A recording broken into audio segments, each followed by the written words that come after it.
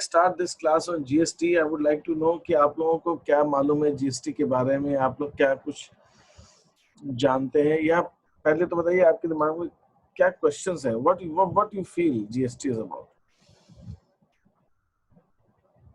क्या लगता है GST क्या है?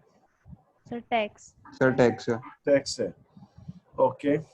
गुड्स एंड सर्विसेज टैक्स, उसका फुल फॉर्म मालूम है। गुड, आरुषि को फुल फॉर्म मालूम है, गुड्स एंड सर्विसेज टैक्स है, ओके गुड। आरुषि तुमको तो बहुत मालूम है, गुड्स फुल फॉर्म मालूम है तुमको तो, है ना? और बताइए और क्या जानते हैं? This is little odd time, अभी है ना, संडे है और शाम का टाइम है, बट थोड़ा सा मेरे लिए जरूरी था ये टॉपिक आज लेना। आज कई बच्चों के मैसेज आए। इंट्रोड्यूस किया था, सॉरी, नरेंद्र मोदी ने इंट्रोड्यूस किया था ये टैक्स। मोदी के टेन्योर में ये टैक्स इंट्रोड्यूस हुआ, ठीक है। और क्या जानते हैं आप टैक्स के बारे में? सर पहले अलग अलग टैक्सेस थे प्रोडक्ट्स पे, तो वो सारे टैक्स हटाकर और सिर्फ एक टैक्स रख दिया, जीएसटी। अलग अलग टैक्सेस को सबको मर्ज करके एक ही टैक्स कर दिया गया, जीएसटी। Okay, anybody else? और कुछ? इसके टाइप्स होते हैं एसजीएसटी, सीजीएसटी। अच्छा, इसके टाइप्स होते हैं सीजीएसटी, एसजीएसटी, ओके। और गुड, ठीक है। देखिए क्या होता है, पहले दो तीन चीजें अपन समझते हैं।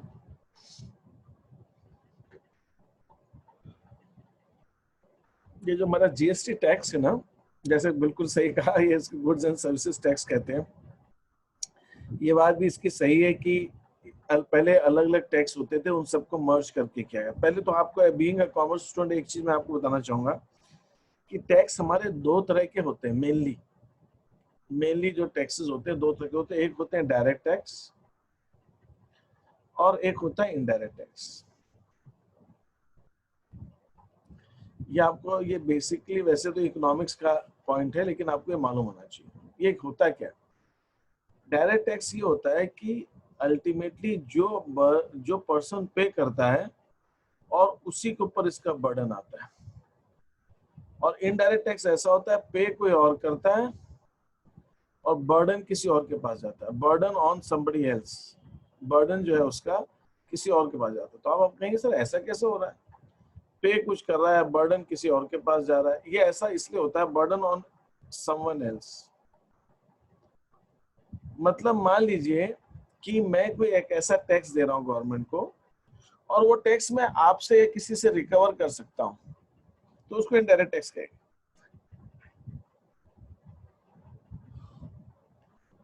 अगर मैं कोई ऐसा टैक्स दे रहा हूं जिसका बर्डन मेरे ऊपर ही है, मैं किसी और से रिकवर नहीं कर सकता, तो उसको डायरेक्ट टैक्स कहते हैं। डायरेक्ट टैक्स जो होता है, इनकम टैक्स जो देते हैं ना, इनकम टैक्स, वो डायरेक्ट टैक्स होता है। लेकिन जो गुड्स के ऊपर टैक्स होते हैं, जब आप सर्विसेज बेचते हैं, सामान बेचते हैं, उसके ऊपर जो टैक्स होता है, जो आज की डेट में मर्ज करके सब कुछ जीएसटी में आ गया है। तो जीएसटी, पहले ये सेल्स टैक्स होता था, एक्साइज ड्यूटी होती थी, ये सब था, अब वो जीएसटी। तो जीएसटी एक इनडायरेक्ट टैक्स। इनडायरेक्ट टैक्स किस पे लगता है? गुड्स एंड सर्विसेज पे लगता है। मान लीजिए मैं कोई 100 रुपए का सामान बेच रहा हूँ और उसमें मुझे 12% का टैक्स है, तो अगर मैं जिसको बेचूंगा मैं उससे 112 रुपए ले लूंगा। तो टैक्स मैंने दिया गवर्नमेंट को, लेकिन मैं रिकवर कर ले रहा हूँ, मैं सामने वाले से वसूल लेता हूँ, कस्टमर से ले लेता हूँ। तो ऐसे टैक्सेस को इनडायरेक्ट टैक्सेस कहते हैं, जो टैक्सेस आप किसी से रिकवर कर सकते हैं। तो जीएसटी को आपको समझना है कि जीएसटी एक तरह का इनडायरेक्ट टैक्स है। इसका मतलब पे कोई और कर रहा है गवर्नमेंट को और इसका बर्डन किसी और के ऊपर आ रहा है, ठीक है।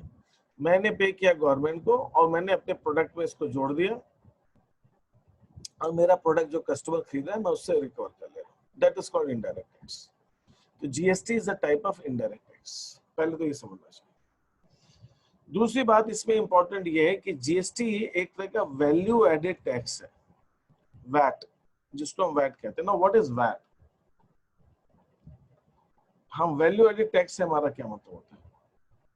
ये ठीक है, थोड़ा सा बड़ा टॉपिक है, ये एक क्लास में आज खत्म नहीं होगा हमारा जीएसटी, बट आज हम इंट्रोड्यूस करेंगे और आज हम इसको समझेंगे, और कल फिर मैं एक दो दिन में इसको आपको पूरा इसको समझा दूंगा। वैल्यू एडेड टैक्स क्या होता है? वैल्यू एडेड टैक्स होता है, देखिए जो जो कि it is a type of value added. Value added का मतलब क्या होता है? जैसे कि एक मैं एग्जांपल आपको दे रहा हूँ, आप पहले समझिए वैल्यू एडेड का कॉन्सेप्ट क्या होता है। वैल्यू एडेड का कॉन्सेप्ट आपको ऐसे समझिए कि एक फार्मर है,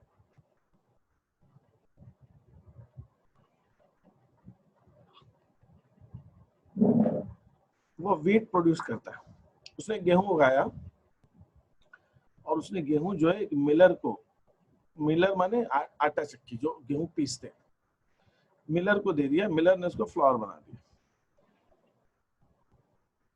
मिलर ने वो बेकरी वाला जो उसका केक बनाता है, ब्रेड बनाता है, उसको उसने वो फ्लावर बेचा, तो बेकरी वाले ने उसको ब्रेड में कन्वर्ट कर दिया।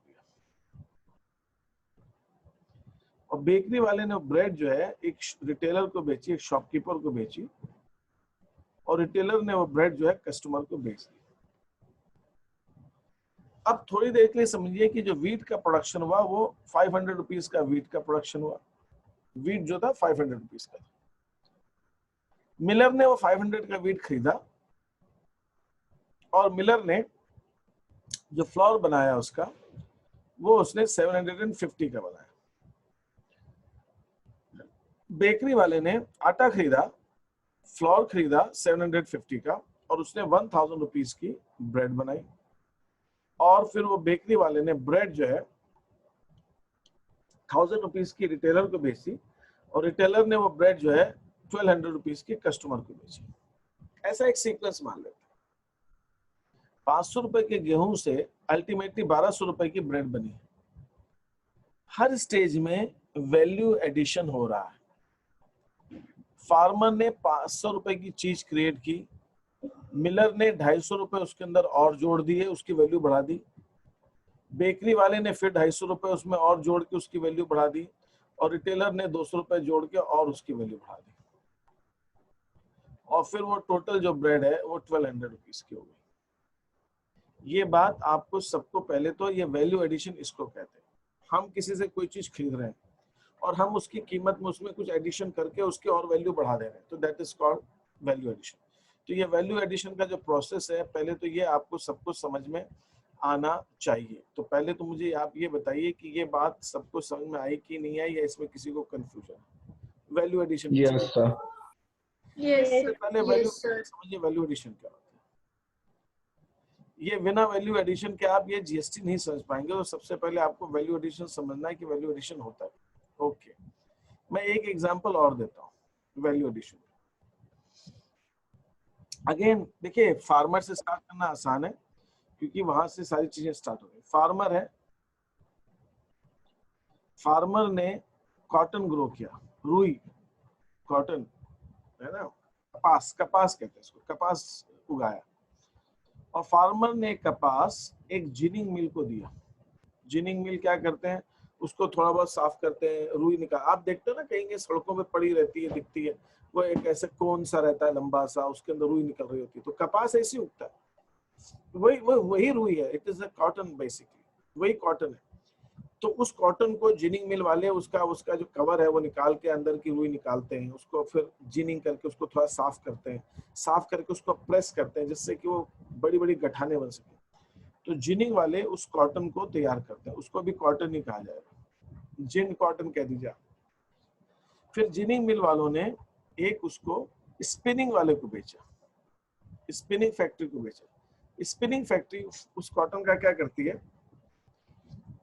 उस कॉटन का यान बनाती है, धागा, उसको वीव करके धागा बनाया। स्पिनिंग मिल ने उसको यान बनाया, और फिर उसके बाद एक वीविंग मिल आती है। वीविंग मिल उस यान से फैब्रिक बनाती है, कपड़ा बनाती है। और वीविंग मिल से फिर एक गारमेंट फैक्ट्री ने उस कपड़े को खरीदा, और गारमेंट फैक्ट्री, टेक्सटाइल, ये सारी टेक्सटाइल मिल्स ही गारमेंट फैक्ट्री ने खरीदा, और उस गारमेंट फैक्ट्री ने उस फैब्रिक का क्लॉथ बनाया, कपड़ा बनाया। तो ये सारे प्रोसेस में वैल्यू एडिशन हो रहा है। अब थोड़ी देर के लिए मान लेते हैं जो फार्मर ने जो रुई, कॉटन, कपास था, वो सपोज 800 रुपीज का था। उसने 800 का कॉटन जो है, कपास जो है जिनिंग वालों को बेचा, जिनिंग ने उसको 1200 का बना दिया, उसको प्रोसेस कर दिया, उसकी कीमत बढ़ गई। 1200 का स्पिनिंग वाले ने खरीदा, उसका यान बनाया तो उसने सपोज 2000 रुपीज का यान बना दिया, उसका धागा बनाया, वो 2000 रुपए का यान हो गया। यान खरीदा वीविंग वाले ने उसका जो 3000 रुपए का उसका फैब्रिक बनाया, और फैब्रिक से जो कपड़ा बन के तैयार हुआ, कपड़ा सपोज 4000 रुपए का वो कपड़ा बन के तैयार हुआ, गारमेंट्स बन के तैयार हुआ। कपड़ा तो खैर फैब्रिक बन गया, यहाँ पे मैं गारमेंट लिखना ज्यादा ठीक है। It is not the fabric but it is garment. तो कॉटन 800 का वैल्यू एडिशन किया फार्मर ने, जिनिंग वाले ने 800 की चीज खरीद के उसको 1200 की कर दी, तो 400 का वैल्यू एडिशन इसने किया। ये है वैल्यू एडेड। आप कितनी उसकी कीमत बढ़ा दे रहे हैं, उसकी वैल्यू में ऐड कर रहे हैं। इसने 800 का इसने वैल्यू एडिशन कर दिया, इसने 1000 का वैल्यू एडिशन कर दिया, और इसने फिर 1000 का वैल्यू एडिशन कर दिया। तो आप क्या देख रहे हो, हर प्रोसेस में ये वैल्यू एडिशन हो रहा है, ये वैल्यू एडिशन। ठीक है, कपास हो गया 800 रुपए का, 400 का कॉटन हो गया, 800 का यान हो गया। 800 यान वाले ने बनाया फैब्रिक, जिसने कपड़ा बनाया उसको वीव करके उसने 1000 रुपए का फैब्रिक बनाया, और उस 1000 रुपए के फैब्रिक से जिसने गारमेंट तैयार किए उसने 1000 रुपए उसकी और वैल्यू बढ़ा दी। This is called value addition. तो ये वैल्यू एडिड है। अब सवाल उठता है कि वैल्यू एडिड टैक्स कहते किसको है? वैल्यू एडिड टैक्स मतलब आप जितना वैल्यू एडिशन कर रहे हो, आप गवर्नमेंट को उसके ऊपर टैक्स देते हो।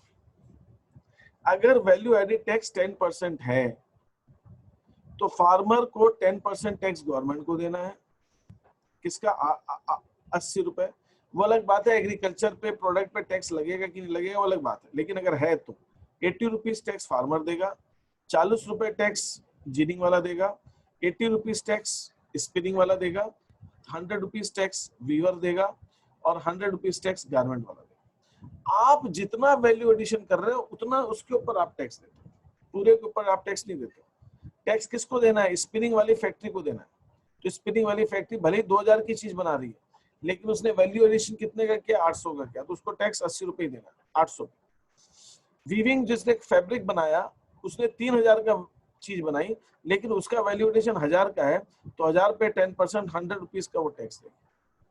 गारमेंट फैक्ट्री वाले ने 4000 की चीज कर दी, 4000 की चीज के ऊपर 1000 रुपए का वैल्यू एडिशन है, 1000 के वैल्यू एडिशन पे 100 रुपए का टैक्स इसका है। तो हम क्या देख रहे हैं, हर स्टेज के ऊपर जितना जितना वैल्यू एडिशन हो रहा है सिर्फ उसी के ऊपर टैक्स लग रहा है। इसको हम कहते हैं वैल्यू एडिड टैक्स, इसको कहते हैं वैल्यू एडिड टैक्स। तो पहले तो आपको ये बात समझ में आनी चाहिए कि what is a value added tax. इसके ऊपर किसी को कोई प्रॉब्लम है, कुछ है पूछना है तो आप पूछिए। What is value added tax?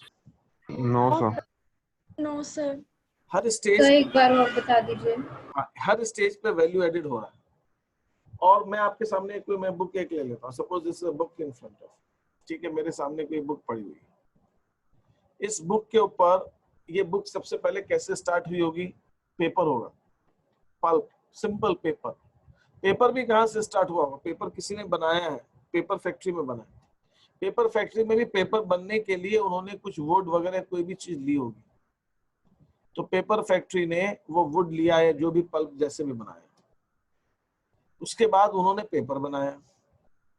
फिर पब्लिशर ने पेपर खरीदा, पब्लिशर ने पेपर खरीदा, उसकी प्रिंटिंग की, उसकी प्रिंटिंग करके उसको बुक बनाई।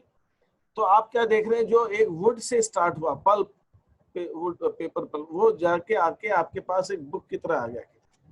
इस पूरी प्रोसेस में आप क्या देख रहे हो? इस पूरी प्रोसेस में हर स्टेप पे कुछ ना कुछ उस प्रोडक्ट के ऊपर वैल्यू एडिशन हो रहा है, उस प्रोडक्ट के ऊपर कुछ ना कुछ उसकी वैल्यू में ऐड किया जाता जा रहा है, और उसकी वैल्यू ऐड होते होते होते होते अल्टीमेटली कुछ और एक वैल्यू में क्रिएट हो जाती है।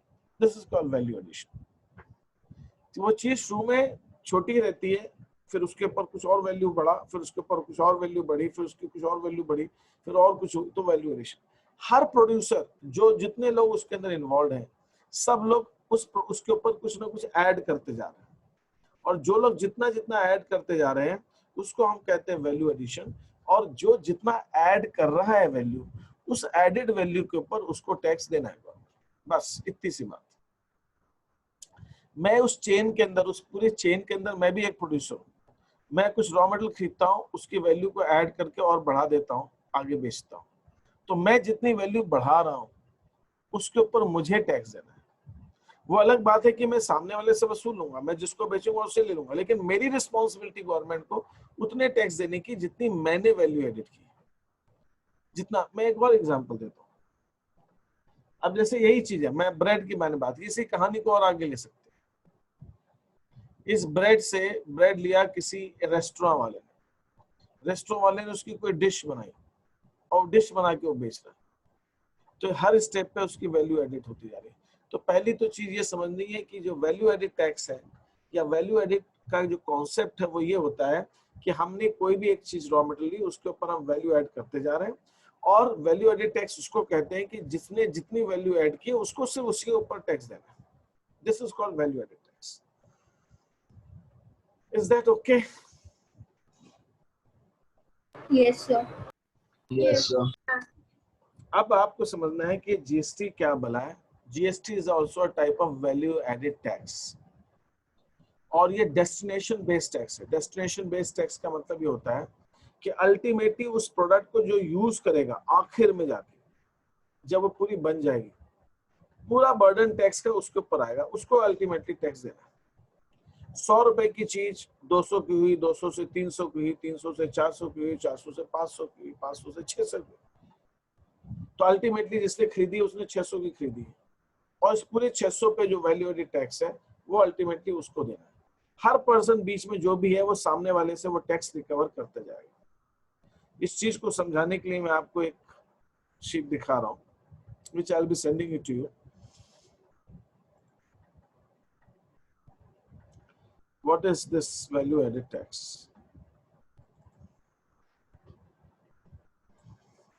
अभी तक आपके मन में कोई क्वेश्चंस आ रहे हो तो क्वेश्चंस आप मुझसे पूछ लें।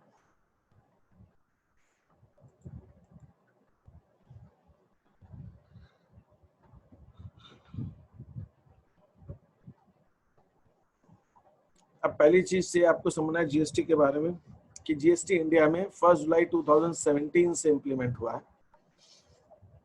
In India it was implemented from 1 जुलाई 2017, और ये कॉम्प्रिहेंसिव टैक्स सिस्टम है। और इसके आने से बहुत सारे स्टेट और सेंट्रल गवर्नमेंट के जो दूसरे टैक्स लॉज थे वो इसके अंदर मर्ज हो गए, वो इसके अंदर मर्ज कर दिए गए। तो that is what is given in appendix A. तो अपेंडिक्स ए में मैंने यहाँ पे लास्ट में ये दिया हुआ है, अपेंडिक्स ए, अपेंडिक्स बी। थोड़ा सा ये भी देख लेते हैं व्हाट इज अपेंडिक्स ए में क्या चीज कही है। जीएसटी एक तरह का इनडायरेक्ट टैक्स है, you should know this. GST एक तरह का, it is an indirect tax, and ये गुड्स एंड सर्विसेज पे लेवी होता है, ठीक है। Is a dual taxation system. मतलब डुअल टैक्सेशन सिस्टम मतलब ये स्टेट गवर्नमेंट भी लगाती है जीएसटी और सेंट्रल गवर्नमेंट भी लगाती है।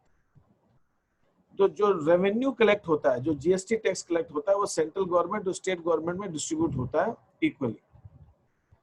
जीएसटी की वजह से बहुत सारे अलग दूसरे टैक्सेस में मर्ज कर दिए गए हैं जो पहले लगते थे। क्या क्या मर्ज हो गया इसमें? Service tax, excise duty, central sales tax, custom duty, state government VAT लगाती थी, इंटरेस्ट टैक्स लगाती थी, ऑक्ट्रॉय लगाती थी, लग्जरी टैक्स लगाती थी।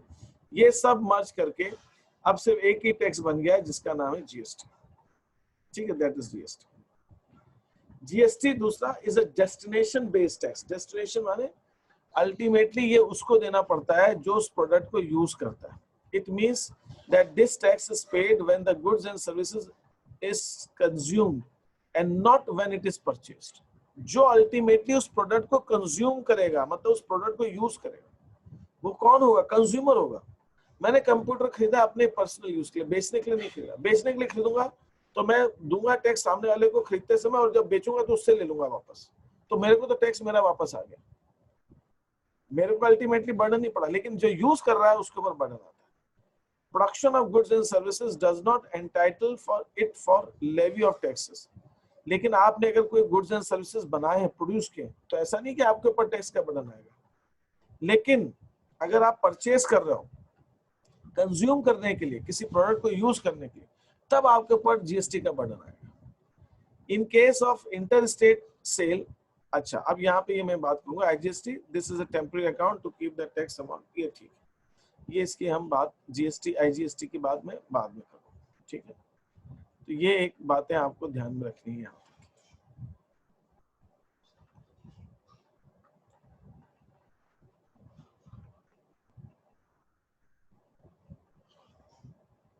Special point related to GST.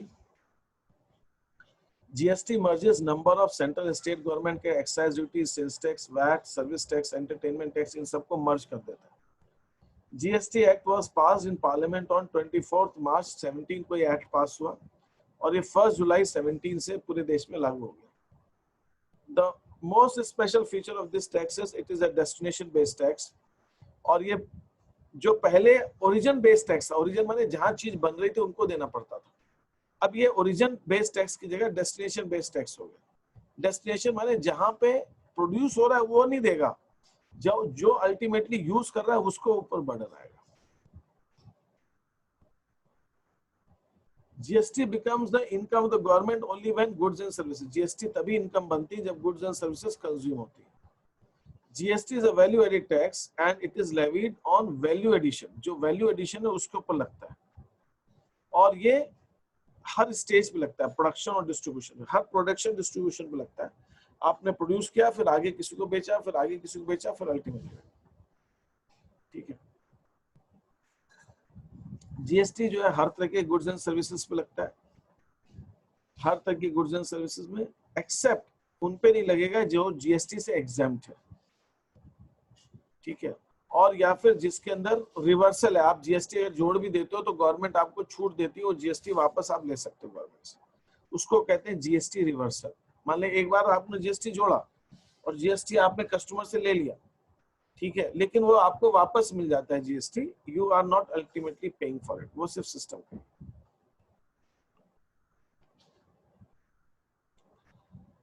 अब जीएसटी 3 तरह का होता है, जैसा मुझे बताया भी आप लोगों ने, जीएसटी 3 तरह का होता है। जीएसटी कौन कौन से होते हैं types? GST is CGST, SGST या यूटीजीएसटी और आईजीएसटी। सीजीएसटी का मतलब होता है central goods and services tax, central government. CGST is levied under CGST act. अब आपको ये ध्यान रखना है कि जीएसटी एक्ट के अंदर जीएसटी को अप्लाई करने के लिए बहुत सारे एक्ट पास हुए। एक सेंट्रल गवर्नमेंट ने सीजीएसटी एक्ट पास किया और हर स्टेट गवर्नमेंट ने स्टेट गवर्नमेंट का एसजीएसटी पास किया, और हर यूनियन टेरिटरी ने, जैसे दिल्ली है, पौंडीचेरी, ये यूनियन टेरिटरी, तो यूनियन टेरिटरी में एसजीएसटी नहीं है, यूटीजीएसटी पास किया। और आईजीएसटी जो है वो भी आईजीएसटी भी सेंट्रल गवर्नमेंट ने पास किया। तो कई सारे एक्ट पास करके ये टैक्स आया। It is levied on the intra state. CGST कब लगता है? Intra state, that is within the state suppliers of goods and services. मान लीजिए एमपी क्या में ही मैं इंदौर से ग्वालियर के किसी पार्टी को गुड्स बेचता हूं, तो ये मेरी business dealing with in MP है, एमपी के अंदर है, तो एमपी के अंदर है, तो इसके ऊपर सीजीएसटी लगेगा। ये इंट्रा माने उसी स्टेट के अंदर है। This tax form the revenue, ये जो सीजीएसटी है सेंट्रल गवर्नमेंट के पास जाती है। अब एसजीएसटी और यूटीजीएसटी क्या होता है? स्टेट या union territory goods and services tax. ये इट इज लेवी, ये भी इंट्रा स्टेट में लगता है। मान लीजिए मैं एमपी के अंदर ही अंदर अपने गुड्स बेच रहा हूं, तो सीजीएसटी लगेगा और एमपी गवर्नमेंट का एसजीएसटी लगेगा। If I am selling within the same state, in all union territory है, दिल्ली की दिल्ली में बिक रहा है तो यूटीजीएसटी लगेगा, वहां एसजीएसटी नहीं लगेगा। This tax form the revenue, ये स्टेट गवर्नमेंट की revenue. Next is IGST. IGST क्या होता है? Integrated goods and services tax. ये कब लगता है? ये आईजीएसटी एक्ट में लगता है। ये इंटर स्टेट में लगता है। अगर मैं एमपी से गुजरात कोई सामान बेचता हूँ तो ओनली आईजीएसटी लगेगा, सीजीएसटी एसजीएसटी नहीं लगेगा। और आईजीएसटी इंपोर्ट्स और एक्सपोर्ट्स पे भी लगता है, ठीक है। This is what you have to do. CGST SGST, sir हाँ सीजीएसटी और एसजीएसटी भी तो सेम ही हुआ ना, क्योंकि दोनों इंटरेस्ट रेट्स में हो रहा है। नहीं, सेम इसलिए नहीं होता बेटा, वैसा गुड गुड आपने एक चीज पूछी, मैं उसको क्लियर कर देता हूँ, अभी आगे वो आता। मान लीजिए कोई प्रोडक्ट जो है, मैं आपको ये समझा देता हूँ, आपने जो क्वेश्चन पूछा। मान लीजिए मैं कोई प्रोडक्ट बेचता हूँ, कमोडिटी बेचता हूँ, मैं कहाँ पे हूँ, मैं इंदौर में हूँ, और गवर्नमेंट का रूल है कि उस कमोडिटी पे गवर्नमेंट 12% का जीएसटी लगाती है, ठीक है। मैं कहाँ हूँ, मैं इंदौर में हूँ। मैं इंदौर से भोपाल की एक पार्टी को एक गुड्स बेचता हूँ। कितने का बेचा मैंने, 1000 रुपए का सामान। 12% के हिसाब से इसके ऊपर मैं 12% जब टैक्स लगाऊंगा तो 120 रुपए का जीएसटी लगेगा। लेकिन ये जो जीएसटी होगा इसमें 60 रुपए सीजीएसटी कहलाएगा और 60 रुपए एसजीएसटी कहलाएगा। फिर जिसने भोपाल वाली जो पार्टी है, जिसने मुझसे, भोपाल की पार्टी ने जिससे मुझे खरीदा, उसने वही सामान जो है वो अहमदाबाद की पार्टी को बेच दिया। अब ये दूसरे स्टेट में चला गया, तो भोपाल वाली पार्टी भी जीएसटी देगी उसके वैल्यू एडिशन पे। वो जितना वैल्यू एडिशन करे उसके ऊपर वो देगी, वो 12% का जीएसटी देगी। लेकिन वो जो 12% होगा, सपोज उसने 1000 रुपए का खरीदा, उसने अहमदाबाद वाली पार्टी को 2000 में बेचा, तो भोपाल वाली पार्टी ने भी 1000 रुपए का वैल्यू एडिशन किया, इसके ऊपर इसको भी 120 रुपए का जीएसटी लगेगा। लेकिन ये जो जीएसटी होगा ये सिर्फ आईजीएसटी होगा, मतलब 12% पूरा आईजीएसटी होगा। मतलब ये हुआ कि वो 12% ही है, लेकिन अगर विद इन द स्टेट बेचा जाएगा तो वो 6% सीजीएसटी हो जाएगा, 6% एसजीएसटी हो जाएगा, और आउटसाइड द स्टेट बेचा जाएगा तो वो 12% आईजीएसटी कहलाएगा। एक बार मैं फिर से उसको समझा दूं, ध्यान दीजिएगा। एक पार्टी है, एक सेकेंड है ना, जस्ट अ मिनट।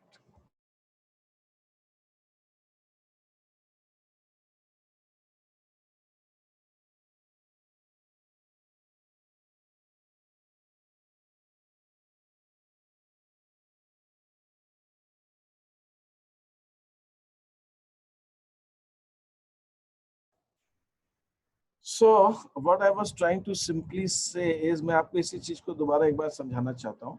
मान लीजिए एक पार्टी है जिसका नाम है जय, और वो दिल्ली में बेस्ड है सपोज, और वो विजय को, जो दिल्ली का ही है, उसी को बेचता है वो सब।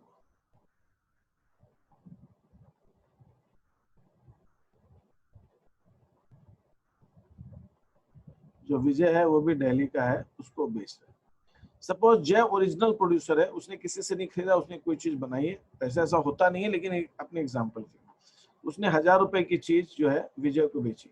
अच्छा, एक क्वेश्चन मुझसे पूछा गया है कि ये फिक्स होता है परसेंटेज की चेंज होता रहता है टाइम टू टाइम? ये प्रोडक्ट वाइज फिक्स रहता है। गवर्नमेंट एक बार फिक्स कर देती है, वो भले ही गवर्नमेंट चेंज करेगी तो चेंज करेगी, अदरवाइज वो बहुत फ्रीक्वेंटली नहीं चेंज होता है। एक बार फिक्स कर दे, इस प्रोडक्ट के ऊपर 5% है, इस पे 10% है, इस पे 18%, इस पे 12%, तो वो उस प्रोडक्ट पर किस टाइप का प्रोडक्ट है, प्रोडक्ट टू प्रोडक्ट वेरी करता है। विजय ने, है ना, हाँ ठीक है, विजय ने वो मान लीजिए कोई एक लड़की है सुरभि को बेचा। सुरभि जो है वो इंदौर की पार्टी है। सुरभि ने एक और किसी को बेचा है, कमला को। कमला जो है वो चेन्नई की पार्टी है। अब आप देख रहे हैं, ये दिल्ली में है, ये दिल्ली से एमपी आया, एमपी से ये तमिलनाडु चला गया। तो इस पूरे प्रोसेस में 3 बार स्टेट चेंज हो रही है, दिल्ली यूनियन टेरिटरी 3 बार स्टेट चेंज। तो अगर मान लीजिए जो प्रोडक्ट है उसके ऊपर 12% का जीएसटी गवर्नमेंट ने फिक्स किया हुआ है, तो जब जय विजय को बेचेगा तो 12% इसके ऊपर जीएसटी लगाएगा। चूंकि वह विद इन स्टेट है तो 60 रुपीज SGST लगेगा और 60 रुपीज CGST लगेगा, 120 रुपए ऐसे लगेगा। विजय ने 1000 रुपए की जो चीज खरीदी, विजय ने ये चीज 2000 रुपए में सुरभि को बेची।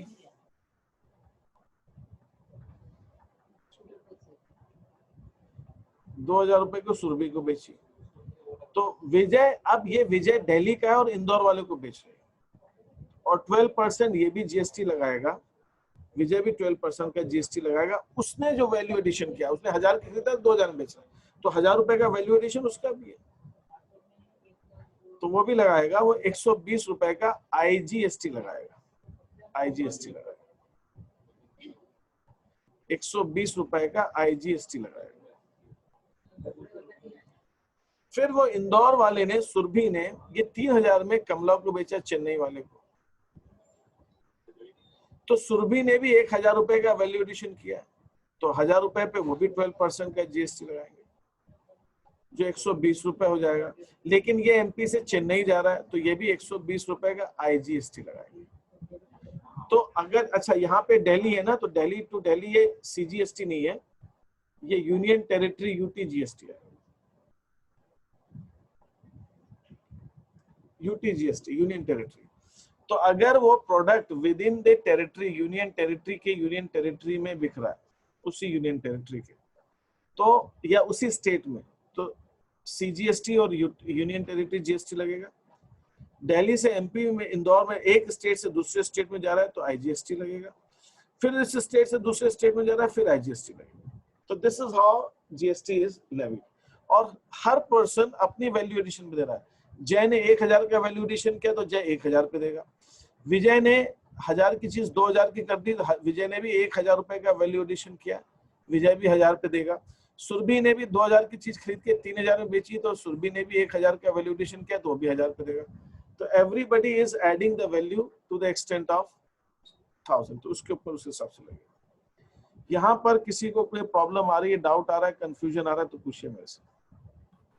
UTGST जो होता है और ये सारी चीज होती है, ये लोग सबके अपने अगेन क्या कह रही हूँ सुरभि? IGST और CGST और ये सब है, तो इनके सबके अपने अपने अलग अलग परसेंट होते हैं या फिर सबका सेम ही होता है? मैंने बताया ना, ये 12% इस कमोडिटी पे 12% फिक्स है ना, बट जहां पे दोनों लगेंगे वहां पे आधा आधा हो जाएगा। अगर 12% तो 6% लगेगा, और अगर IG लगना है तो IG पूरा 12% लगेगा। IG तो IG अकेला लगता है, फिर CGST SGST नहीं लगता। लेकिन अगर CGST और SGST लगना है तो 12% का हो जाएगा। अगर ये 18% होता तो 9% और 9% हो जाता, और ये 18% और 18% ये हो जाता, IGST हो जाता। तो वो तो फिक्स है, परसेंटेज फिक्स है और इसमें कोई नहीं चेंज आता है। Okay sir. Any other question here? किसी और को कोई चीज पूछनी है? ये पूरा प्रोसेस मैंने आपको बताया कि how the IGST is levied and how things change. Yes, okay fine. तो ये हमारा इस ढंग से ये चीजें चलती हैं। तो यहाँ पे मैंने बताया with in the state is intra state, एक स्टेट से दूसरे स्टेट में हम बेचते हैं तो वो इंटर स्टेट हो जाता है। Seller belongs to Lucknow and the buyer is from Kanpur. In this case both CGST SGST levied होगा। एक ट्रेडर है वो ग्वालियर MP से है और वो बायर मुंबई का है, महाराष्ट्र, तो इस केस में IGST लगेगा। In case of intra-state movement of goods and services, CGST and SGST are applicable, whereas in case of interstate IGST is applicable। Union territory apply with in the union territory के अंदर, और union Chandigarh है, लक्षद्वीप है, दमन दीव है, Nagar Haveli, Nicobar islands is applicable in case, इनमें सब में union territory. और दिल्ली और पुदुचेरी को SGST में कवर किया जाता है। ये भी आप, मुझे ध्यान नहीं आया दिल्ली का, दिल्ली को और पुदुचेरी को SGST में कवर किया जाता है, ठीक है, क्योंकि यहाँ पे इनकी अपनी खुद की गवर्नमेंट है दिल्ली में और पुदुचेरी में। इन case of supply with in the state और यूनियन टेरिटरी के अंदर GST rate is equally divided between both CGST and SGST. In case of supply between states, एक स्टेट से दूसरे स्टेट में सप्लाई हम कर रहे हैं तो IGST एप्लीकेबल। अब जैसे यहाँ पे इसी चीज को समझाया, for instance Sundar of Nagpur Maharashtra sold goods of ₹20,000 to Hardik of Ahmedabad. Suppose this goods are subject to 12% GST लग रहा है, तो the supply is inter state. ये जो सेल है ये महाराष्ट्र से गुजरात में हो रही है तो इंटर स्टेट है, तो यहाँ पे सिर्फ IGST लगेगा 12% का। तो 20,000 के गुड्स हैं, 20,000 पे 12% जो लगाया हमने 2,400, तो जो टोटल वैल्यू 22,400 हो जाएगी। सुंदर ऑफ नागपुर ने ये गुड्स बेचा कमल ऑफ मुंबई महाराष्ट्र को बेचा। सपोज यहाँ पे 12% का GST इस प्रोडक्ट के ऊपर, तो ये स्टेट इंट्रा स्टेट है, महाराष्ट्र की महाराष्ट्र में बेचा जा रहा है, तो यहाँ पर क्या होगा, इस केस के अंदर CGST लगेगा और SGST लगेगा। 6% CGST, 6% SGST, तो 30,000 रुपए के ऊपर 6% का SGST और 6% का CGST, टोटल ये हो जाएगा 33,600। तो ये इस टाइप से ये चीजें आपकी हो जाती है। ठीक है, तो यहाँ पर किसी को कोई क्वेश्चन पूछना है तो पूछ लीजिए मेरे से। ठीक है, अब GST जैसे मैंने कहा एक वैल्यू बेस्ड टैक्स है, डेस्टिनेशन बेस्ड टैक्स है। Being value added value based tax, it is levied on the value addition पे लेवी होता है। तो यहाँ पर मान लीजिए A sells goods to B 10,000 का बेचा, तो अगर 10% का वैट है, 10% का GST, तो A जो है 10% 1,000 रुपए का टैक्स देगा। B ने 10,000 की चीज 12,000 में बेची, तो B जो है 2,000 एक्स्ट्रा में बेच रही, 2,000 ज्यादा में बेच रहा है B, तो B 2,000 के ऊपर 10% का टैक्स देगा। B ने C को सेल किया 15,000 में, तो B C को B ने C को सेल किया 12,000 में, तो B जो है 12,000 2,000 रुपए के ऊपर टैक्स देगा। C D को बेच रहा है 15,000 में, तो D जो है 3,000 रुपए ज्यादा में बेच रहा है, तो C D को 3,000 में ज्यादा में बेच रहा है, तो C 3,000 के ऊपर टैक्स देगा। और D कंज्यूमर को 18,000 में बेच रहा है, तो D जो है वो 3,000 रुपए एक्स्ट्रा में बेच रहा है कंज्यूमर को, तो 300 रुपए, जो जितना वैल्यू एडिशन कर रहा है उसके ऊपर वो गवर्नमेंट को वो टैक्स देगा। ठीक है, this is how it is.